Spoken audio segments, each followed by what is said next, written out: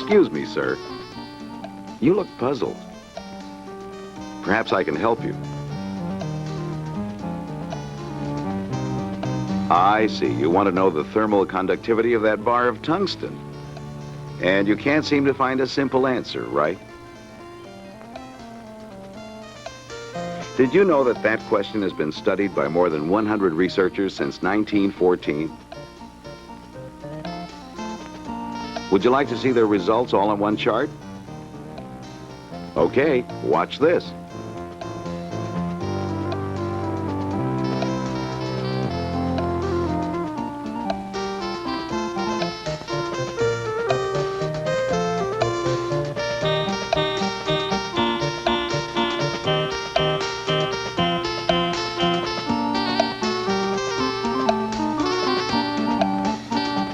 Now, do you see why you can't find a simple answer?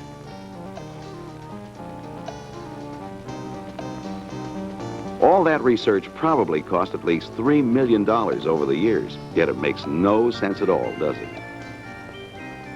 But don't worry, there is someone who can make sense out of it for you. Watch. This line is a recommended curve, the creation of which required correlations with material properties and theoretical considerations. It is not an eyeball curve or a least squares fit. It is the work of CINDAS. CINDAS is the Center for Information and Numerical Data Analysis and Synthesis. CINDAS is a national information analysis center that collects and evaluates the available worldwide data on the thermophysical, electronic, and optical properties of virtually all materials of scientific and technological interest. In other words, its job is to reconcile widely divergent data, such as those on the chart you just saw. This saves you time, money, and mistakes, not to mention frustration. CINDAS is part of the Schools of Engineering at Purdue University. It was established as the Thermophysical Properties Research Center in 1957 and soon grew to include 3 separate but closely integrated operating centers, one dealing with thermophysical properties, another covering electronic, magnetic, and optical properties, and the third center responsible for underground excavation and rock properties. CINDAS also operates a combined thermophysical and electronic properties information analysis center for the Department of Defense, and since 1963, an overseas affiliate at Kobe University, Kobe, Japan. Within its own building at the Purdue Industrial Research Park are all the elements of a national information analysis center: data collection and codification, data reduction and storage, access to sophisticated computers. But the heart of CINDAS is its 40 professional specialists and supporting staff and their expertise in the science and art of data analysis and synthesis. One of those people, the center's founder and director, Professor Y.S. Tolukian, describes the mission of CINDAS. Our nation's economic strength is intimately related to its ability to translate scientific advances into technological innovations. Our achievements in generation of energy, high technology construction, aeronautics and space exploration, transportation, and all the fields of engineering are the result of scientific breakthroughs which we often call progress. The science of materials development plays a key role in that progress. The knowledge of material behavior under all forms of environments is essential to all of us in the development of new or improved engineering systems.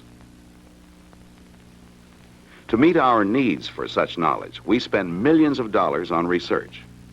Much of that research results in data, which are usually published in reports, journals, or books, and disseminated to libraries, documentation centers, and so on.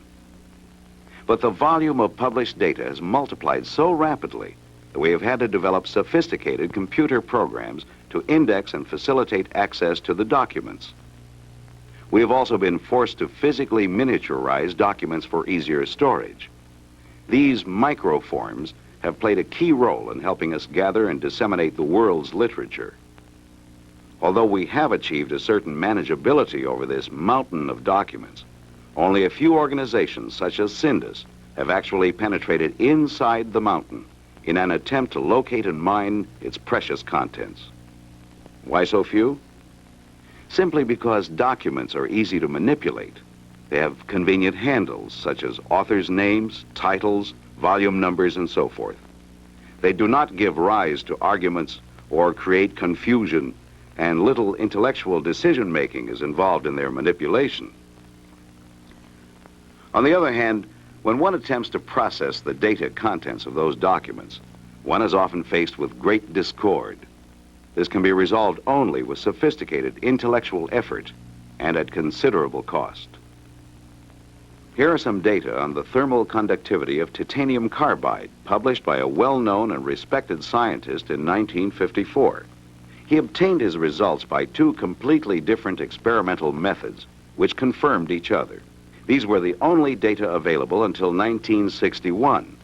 Since titanium carbide is an important machining metal, many tool designers and engineers must have used these data faithfully for years.